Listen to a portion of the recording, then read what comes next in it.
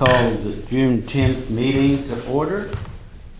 Mike, would you lead from the pledge allegiance to the flag of the United States of America and to the republic for which it stands, one nation, under God, indivisible, with liberty and justice for all.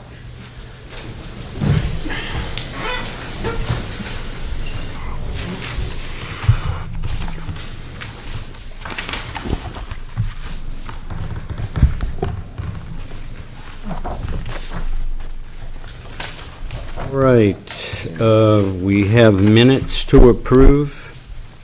The May 28th regular meeting minutes.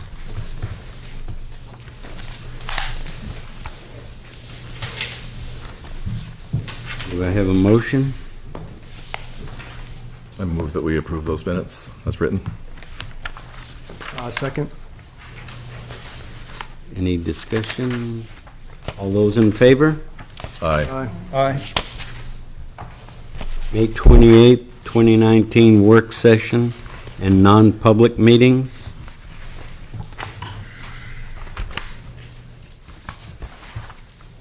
Do I have a motion?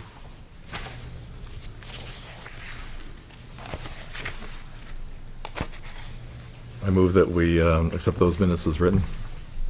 Second. All those in favor? Aye. Aye. Aye. June 3rd, 2019 work session minute. I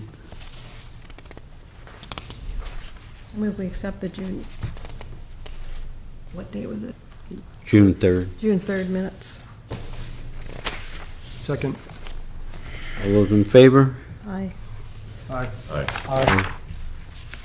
June 3rd, 2019 non-public minutes.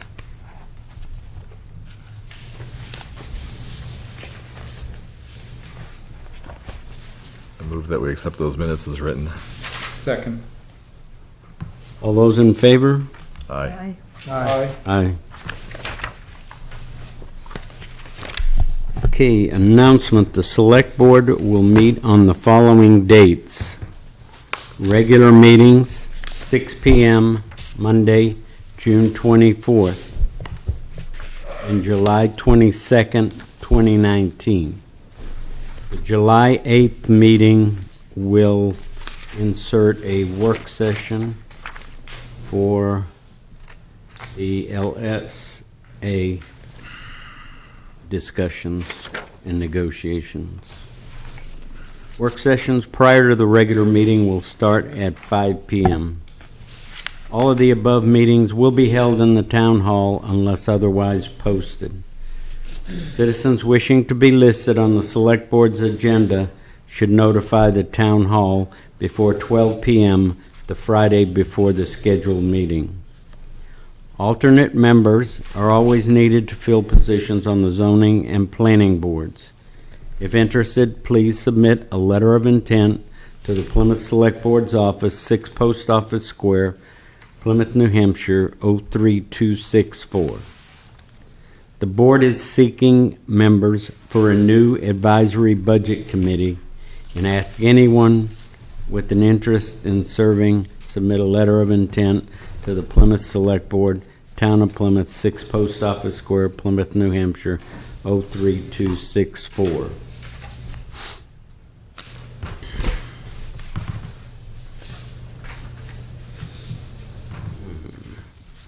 Give me just one moment.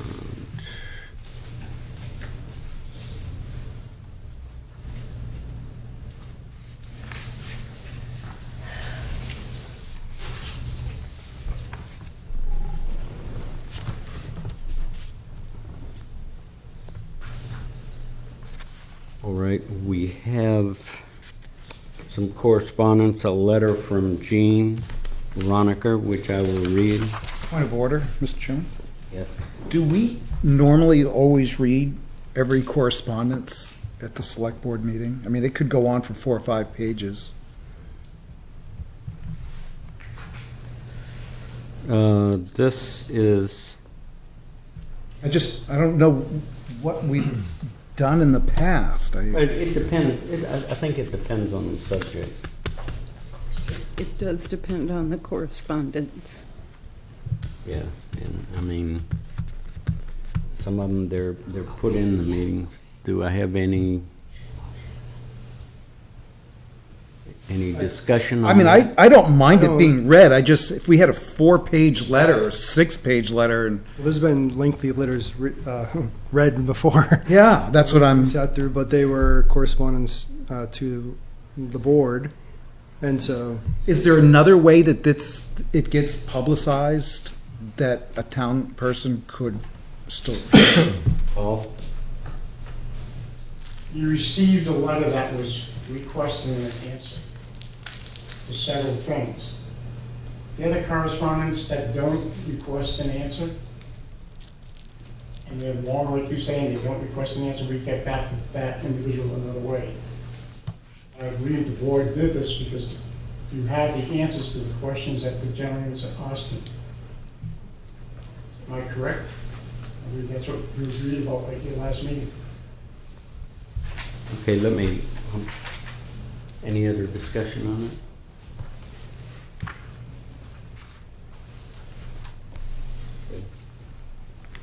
Nope.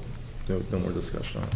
But Um, I want to go ahead and read it. That's Yeah, I'm going to go ahead and read this one, and then perhaps we can take a look prior to board meetings on correspondence in the future, see what we have. I've just watched the select board meeting on May 28th online and have a comment or two. Per the ambulance charges not being paid and our loss to the department, this is troubling. I, as a citizen, have had to use the ambulance service first time in my 64-year-old life. I was hit by a car in Hannaford's parking lot on February 7th. Transport to Spear Hospital for my broken leg cost $1,230. This was an eye-opener because as a 32-year taxpayer, I always thought the emergency service to town residents were a benefit as a taxpayer. Guess not. I'm not questioning what the charges would be if the fire hits our property or a police response. What do the taxes provide for us? Is there a policy that us citizens can understand? So I filed an insurance claim and they sent me a check for that amount. Then in turn, I sent a check to the town of Plymouth for said payment. Those who also do that and don't send the payment to the town, that seems to be fraud. Should the legal system be investigating that for our behalf? Can something be done for the poor condition of Main Street around the Common? Huge potholes, very rough travel. I know it's a state road, but at least if Northern Pass came through, it would be newly paved. But on a positive note, I've been pleased with the way that Joe and the crew have been taking care of our gravel road in Old Hebron. Over the last 5+ years, it's been the best it's been since my arrival in 1986. Kirk is a good worker. And lastly, as I went to the town hall today to pay my tax bill, I noticed that the cannon had been refurbished. Okay, I would like to say that light baby blue frame looks stupid. I doubt that it's an original color of that time, but maybe it was. But it looks out of place. What's wrong with basic black frame? All right, we have a few questions. Again, as far as the ambulance services, again, the town bills the insurance, and if individuals receive money due to the HIPAA law, we cannot find that out.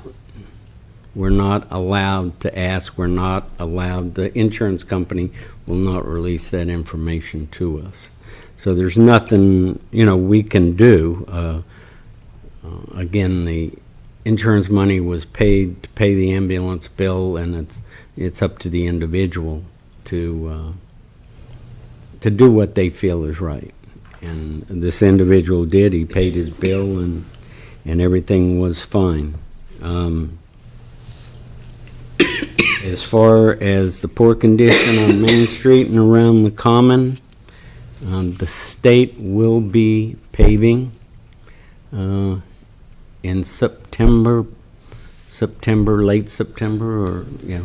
That'll be, I think, from on the south side at Warren through where?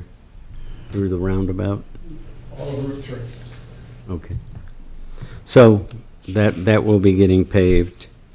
And hopefully he says he lets Joe and Kirk know about the job they've done there.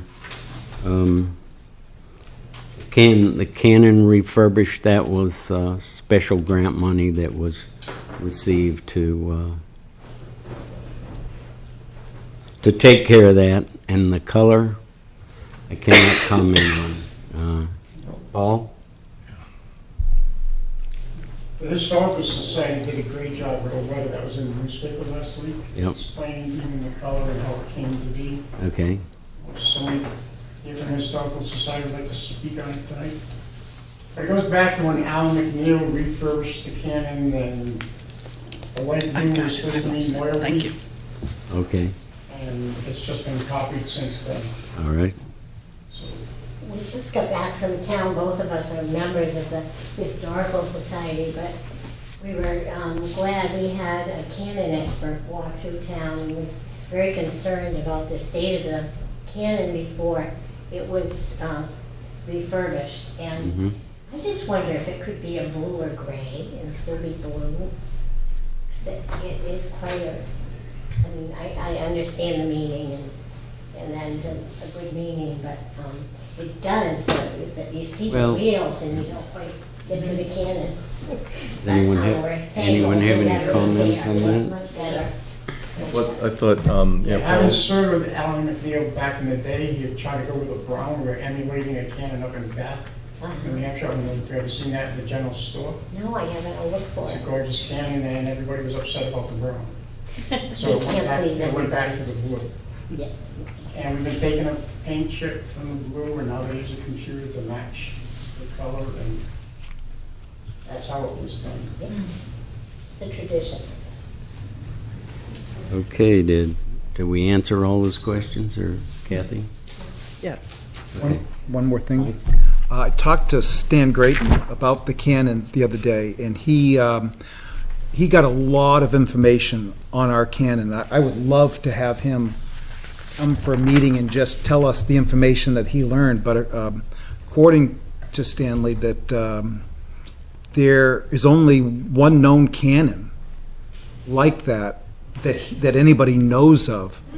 And that is because there's one other one similar, but it was taken from the French. Our particular cannon was taken from England.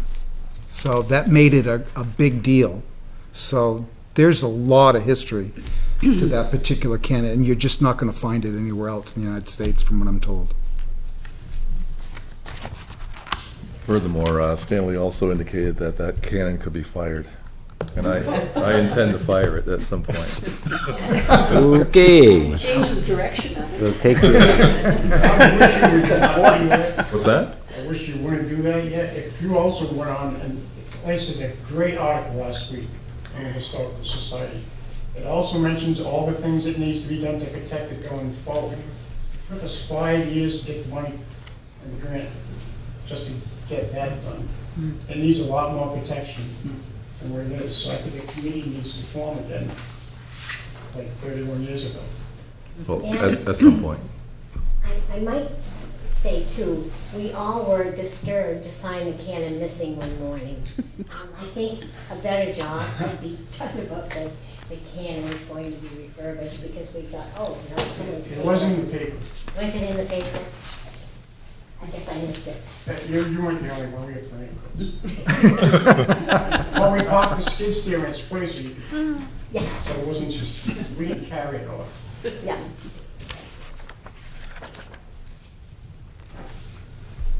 Okay, we have a letter from Valerie Scarborough. Dear Select Board members, I, Valerie Scarborough of 64 Davis Road, Unit K5 in Plymouth, New Hampshire 03264, am seeking reappointment to the Advisory Budget Committee. Does that require a motion? Yes. Okay, I move that we accept Val Scarborough's appointment to the Advisory Budget Committee. I'll second that.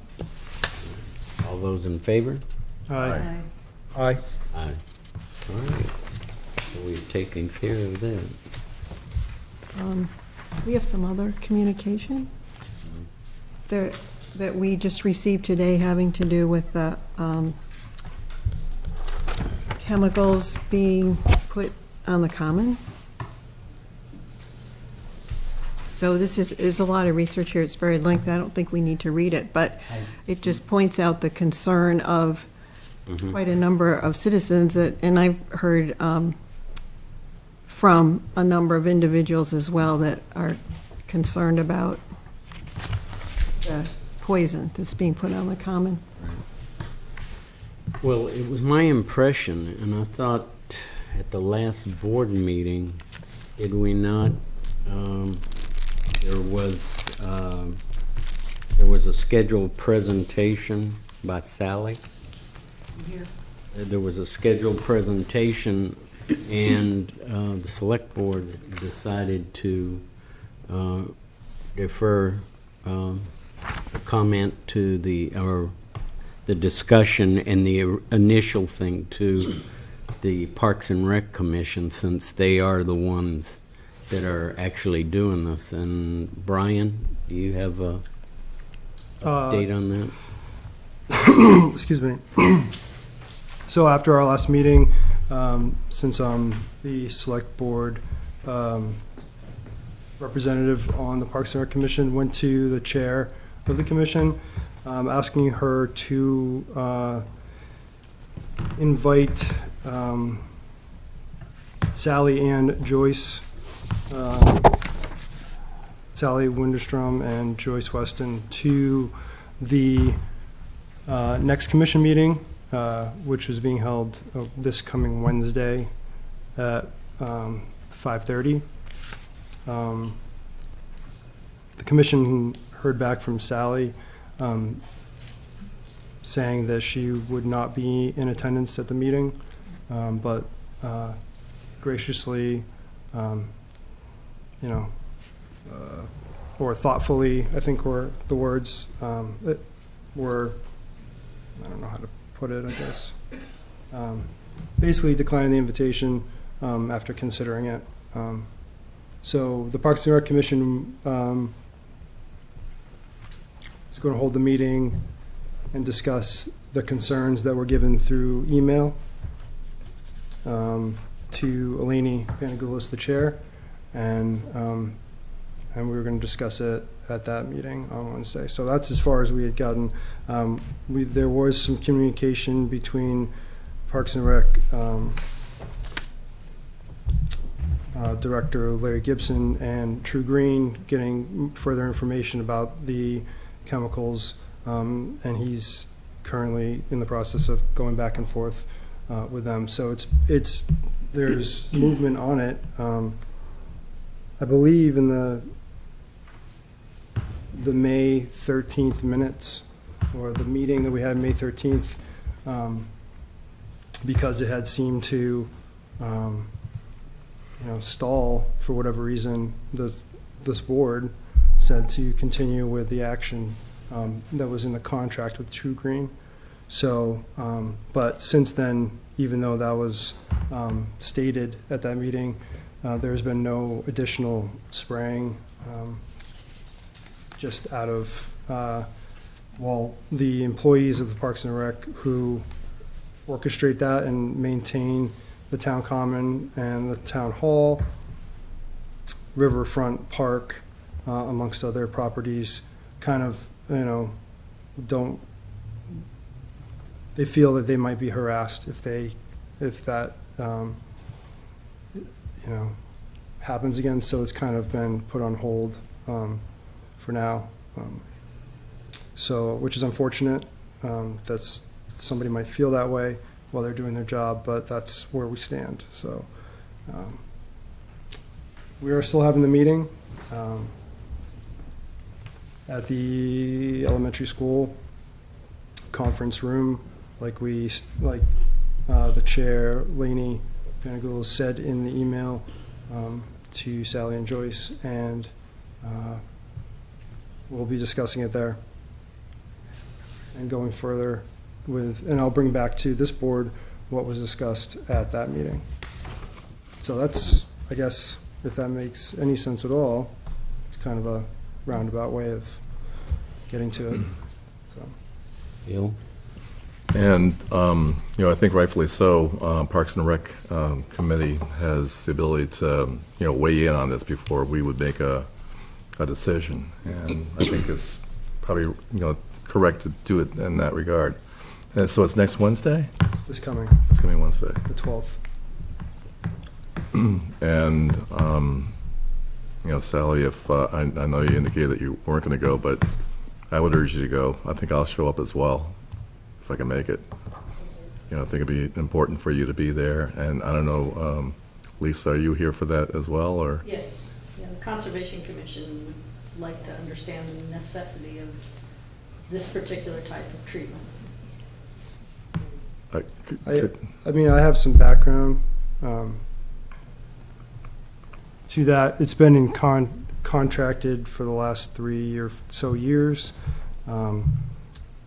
Right now, because of the window of time has kind of lapsed on the further treatments, that the town has now lost up to 600, 300 per site, which would be Riverfront Park and Town Hall, because they had missed the window for those treatments. And we are still under contract with Shoe Green, all which is, in the Parks and Rec budget that was approved by the town. So all of which I think we'll be discussing at the meeting on Wednesday, as far as, other possible options. Nobody's opposed to any sort of other option. It's just going to, from the information that we've got back, it would cost a little bit more and take longer to see the common as it is now currently, which is in good condition aesthetically. So there's all this. There's a lot of other information that's been brought up that was going to be discussed at that meeting. Okay. So. All right. Mike, did you have anything? Any comments? Catherine? No. Yes, what I would like to say is we had the group scheduled for the select board meeting, and they were not there. So, again, we did not get we felt like we could sit and discuss it without the other groups. With the commission, and Brian as a selectman is on the Park and Rec, and that group could talk together, come to some consensus, and then bring that presentation back to the select board. We do need to,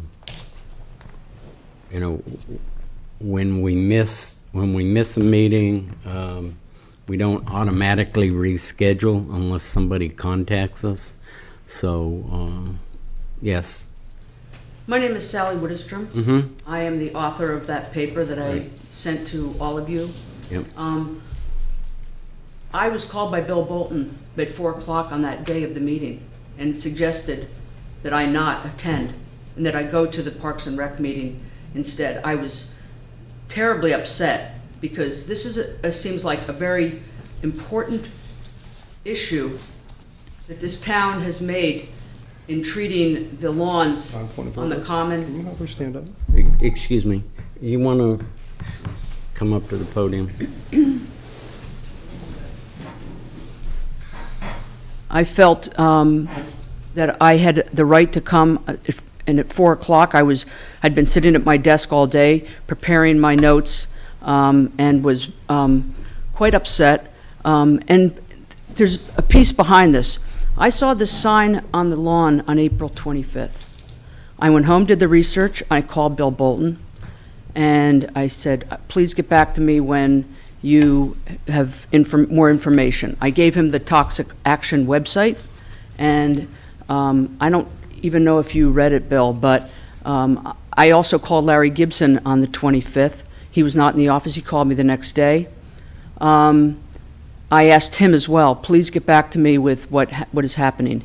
Neither he got back to me, which put me off, seeing that I did all this research, and I'm concerned about the people in the town, people that come from out of town to the concerts. And I've watched the videos from the previous two meetings, and I was very upset that it's put on the Riverfront Park as well. If it runs downhill from the common, it seeps into the groundwater. What does it do with the Riverfront Park? It gets into the river. I mean, I am just stunned that there's still discussion in kind of a blasé, naive way about treating any lawn, public space in Plymouth with a chemical. A chemical that 2,4-D that was used in making Agent Orange. If you've read what I wrote, and it's a concise piece of a writing about these chemicals, and what they're possible carcinogenic, and I don't think this is best practices for the people of Plymouth. Let me ask you, would you be able to make the meeting Wednesday night to talk to the Park and Rec and Yes, I Brian? can. And I'll tell you, honestly, I felt intimidated. I'm a woman, and I'm speaking up against a group of people men that are using chemicals on the lawn, and they're careless with their comments about, if people buy them at the store, then it must be okay. And if it's diluted, it's okay. Well, we can, you know what, Why didn't anybody get back to me and have a discussion with me? well, Did you know that Bill Bolton called me and told me to not come home? Come to the meeting? I do not recall that. Well, I was, It was discussed, Sally. I did mention that. Just to comment, Sally, it's nice to meet you face to face. nice to meet you. I'm sorry Brian. that you feel intimidated. That's not anybody's intent. I believe so. Excuse me. I had spoken to Larry, and I'm not sure if it was you that he had a phone conversation with. I've spoken with him twice. Okay, so you guys have been in contact for sure, via telephone. Right. And the last phone call that I had with him, he talked in long sentences and didn't really want me to get my word in edgewise. All right. And don't I think we didn't should feel spend like too there was much time some- talking about Larry, who's not here. However, Okay, I'm sorry. I just That's didn't why- feel that's- support. That's why it was my suggestion that you meet with the Parks and Rec Commission about this issue, because it's in a conference room. There are men and women on the board, on the commission. It's a less maybe intimidating than this forum might be. So I feel that I was trying to, and I'm sorry if you feel that it was a wrong call, but it was my call to kind of see if Eleni, the chair, would invite you and Joyce to the meeting. Joyce didn't get invited. It was just me. But Okay. But- All right, so, sorry if you didn't get invited. You're supposed to be on the email, so apologize for that, Joyce. There's been a lot of discussion about this, and, Parks and Rec Department doesn't, and Larry, will not do something purposefully to hurt people in any way. And, sure. I'm sorry? I'm sure no. they don't do anything intentionally. No, I think it's And ignorance. it's what it comes down to a lot of the time is that, we have, certain wants from the town, a nice common that looks nice. And so we go, with a route that would take care of that. You're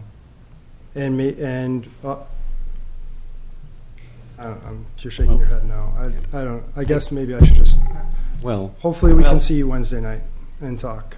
yeah, I think, I think I would like to see talk at that venue, and then both groups can be scheduled for the following select board meeting, and we can discuss what the findings were and see exactly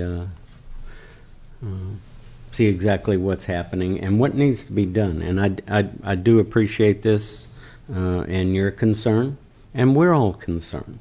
We just feel like the people doing it and a less intimidating venue. And like you said, there's men and women on the commission, and Brian would be there. He's our select board representative, and so Brian would be empowered, in that way also, to give representation from the select board, from the Parks and Rec Commission, and and they regulate the activity and that, and get to the bottom of it and bring it to the next select board meeting. If it's I thought being at the select board meeting, it would get on the TV and it would advertise to people, this is what happened, because I'm extremely concerned about the people in the town and out of the town that don't know about it, and I see their dogs and their kids playing on the lawn.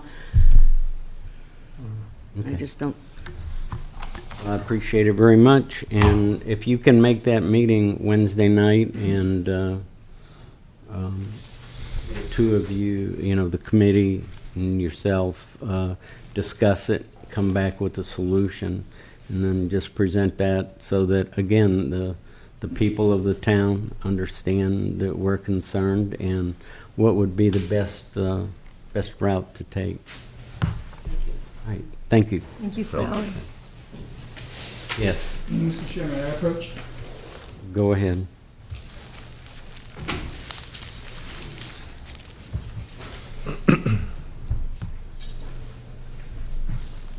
Thank you for letting me speak.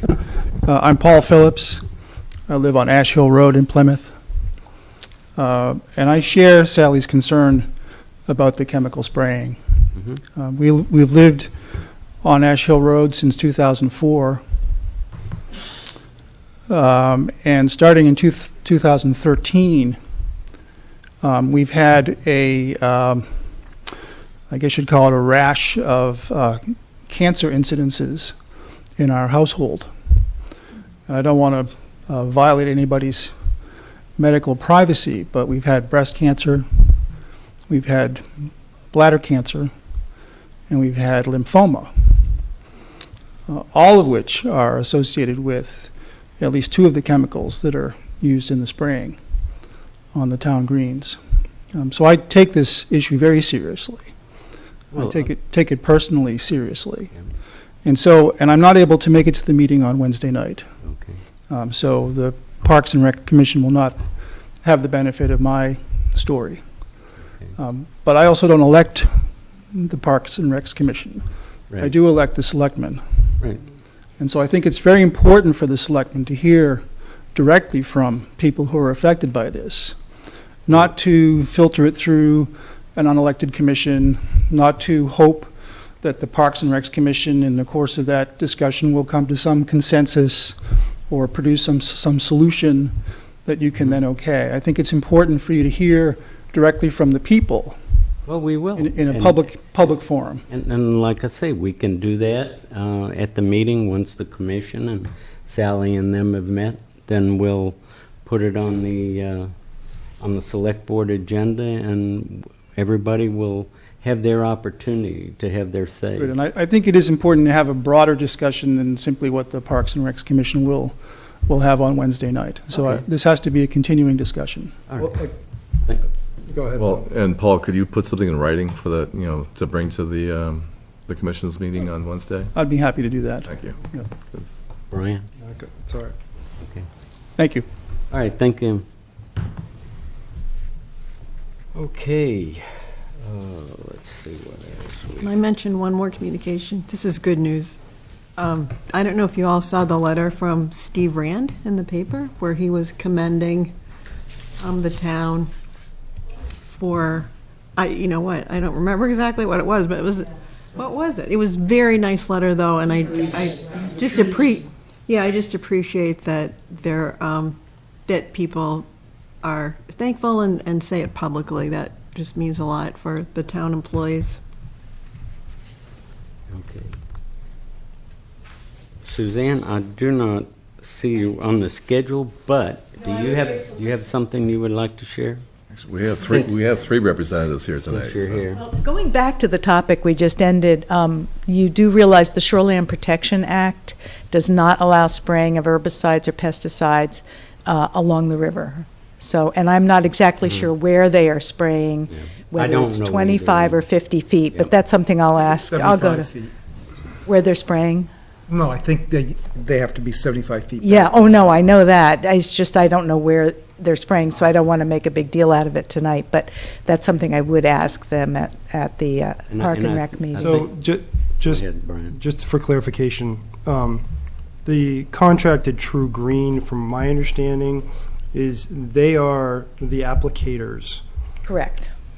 That is not the Parks and Rec Department employees doing the applications. Oh, I understand that. So True Green is, I'm sure, positive, aware of all those, all the policies. They have to be It's their licensed. business. And that they are drilled into their heads Yeah. from wells, water sources, non-point water. They have all those things that they in order to keep their license. Okay, I just want to make sure.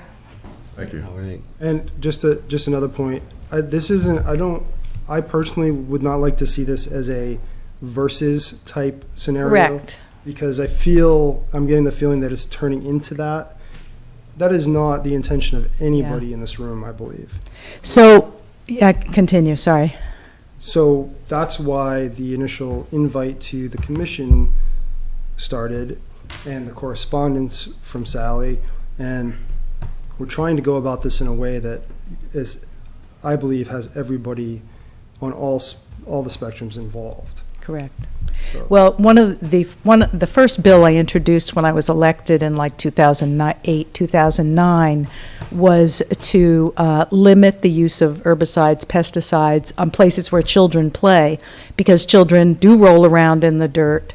Dogs play in the dirt and on lawns. And I learned a lot during that process, even though it never passed the legislature. But what I did learn that was really beneficial and could benefit Park and Rec and the town is that there are alternatives. There are people who specialize in doing chemical-free or dangerous chemical-free, I would say, or more controversial, free of that, and still have nice lawns, because you don't have to give up your nice common, if you don't use 2,4-D and dicamba and Roundup and those kind of things, which are getting more and more scrutiny as the years go by, as more and more research happens. Many of these are not even allowed in many European areas. Canada has a law that you cannot use pesticides for cosmetic use, in other words, i.e. nice lawns, and they have done. I have visited places and I have heard from experts who do it naturally, for lack of a better word, treatments to keep the lawns free from weeds and grubs. So there are options. So I think there's definitely a nexus that can be met to satisfy people who want their kids to be safe and not at risk. Even if there is, in Canada and Europe, a lot of times they use the preventive principle, which is, if there's a chance that my kids are going to get cancer if they play on this lawn, I'm not going to put anything on the lawn. And in the U.S., we have we haven't specifically proven that this is dangerous, so therefore we're going to continue using it until all the chips are in or all the votes are in. So, I definitely think there's a place for working together on this, especially here in Plymouth, because it's such a progressive community as far as the health of the children, the health of the people, and the environment, as well as a nice town and beautiful common. Well, thank you, Suzanne. Sure. appreciate it. And I just want the public to know that we as a select board and Parks and Rec Commission and Larry and everybody are concerned about it, and we want to get to the bottom of it, and we want to come up with a solution, you know. And it's not a dollar figure. I mean, it's a situation of the health of the people of the community. And so we are I want to assure you we're taking it very serious. And we will have that meeting with the Select Board and the public and discuss it and see what we do. Okay, committee reports? Mr. Chair, point of order. All right, You have Paul? other reps here tonight. Hmm? I have other reps in the audience tonight. Well, could they Oh, I'm fine. introduce? I don't have no desire to speak. I'm supposed to ask the question. Would you like to introduce yourself and?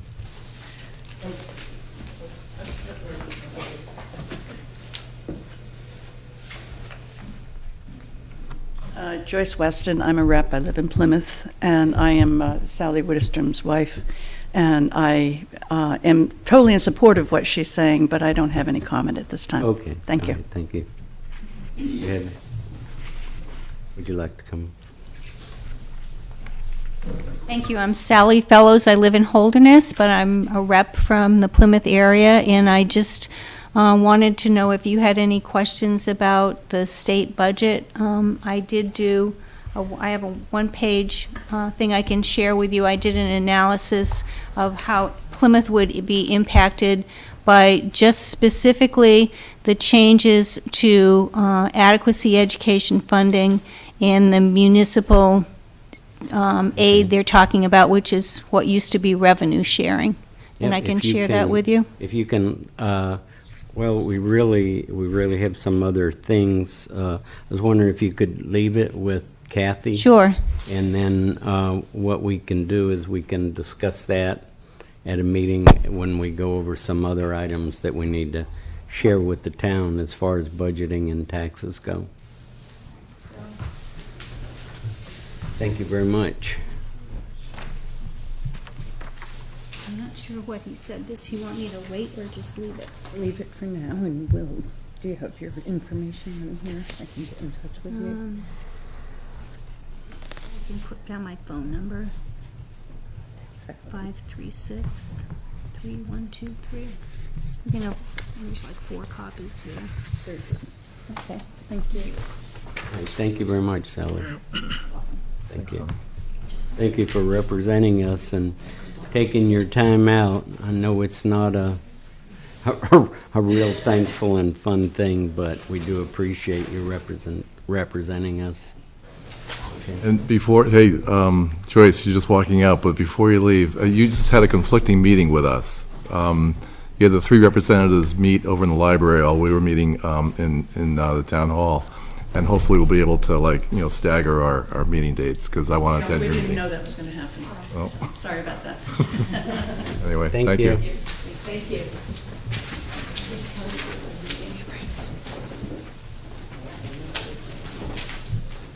Committee reports.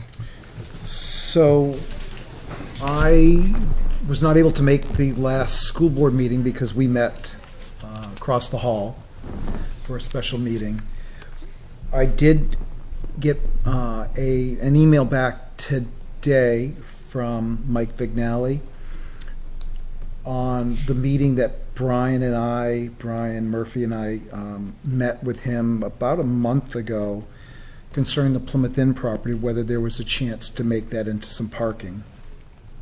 And I left that meeting thinking that, well, maybe we could, I think he was thinking maybe 8 to 10 spaces, possibly 8. When I got the drawing back, he was able to configure in 15 parking spaces on that site on the upper half with potential, with some type of stairway down. So that's, don't know what the cost is going to be for something like that. I'm sure it would be a lot, but I'm sure, and there's also the cost of what else could be done with that property. So we will, we have more information to work with at this point. Okay. Bill? We had a planning board meeting last Thursday, and we continued discussion on like zoning inconsistencies and where to go with that. We're trying to obtain maps from either PSU and/or North Country Council to facilitate use of the maps to get a view of what the location of steep areas or wetlands or whatever, what might interfere with our intent to further zoning. And there was a comment by Steve Whitman, who's on the board, an alternate member, about form-based zoning regulations that are being introduced in like Portsmouth and Dover and Somersworth and Rochester. And that's could be like, I guess might be used in Plymouth as well, for that matter. But anyway, it was something to discuss. And I also received correspondence from Lakes Region Planning Commission from Dave Jeffers, and basically he was alerting us that there is going to be a Baker River Watershed Stream Crossing Assessment Project that's going to go on up and down the length of the Baker River. And they've got monies to do an assessment of all entries into the Baker River, any culvert. So the project overview was to do a field assessment during the spring and summer of 2019, so that's going on now. They're going to be looking at any stream crossing in the Baker River watershed, and their focus is on public roads and rail trails. And after this assessment, they're going to do a data analysis in the fall of 2019, and then do community outreach in the winter and spring of 2020. And then they're going to be meeting with communities in the watershed to disseminate the results. And that's about it. Okay. Bill, could you talk a little bit more about the zoning from the other towns? What kind of zoning are they doing that's different? Actually, probably Frank could talk more about it, but, for the fact that there's a lot of, like, the way that we do our zoning, as far as, like, use of, we basically have, like, lists of buildings, the type of businesses, like probably a couple hundred items that would be allowable use of that property. And the way that Steve was describing it, as form-based zoning, is essentially compliance with either design or, it's a more simplistic look at how to, I guess, describe what might be able to be placed in a certain area based on form. Okay, thank you. I don't really understand it myself. I'll wait for Steve to describe it more, and I'll bring that back. Did not make the last meeting at the Water District. Katharina, did you have anything? Well, I just wanted to make people aware there were some inquiries as to kind of a job description for the advisory budget committee, what it would entail. And I just want to assure those folks that that's something that's being worked on, and there will be a description out soon so that there's an understanding of what the commitment is, how long to serve, and what the different tasks would be. Okay. Brian? You heard my committee report. Okay. We will be having a meeting with the Parks and Rec Commission Wednesday night. And the agenda will include what we previously talked about. Shall we have those interested people in the advisory budget committee come to town hall to grab that job description, or We're in the process of, when it's complete? Right, Yep. right. Yeah. Okay.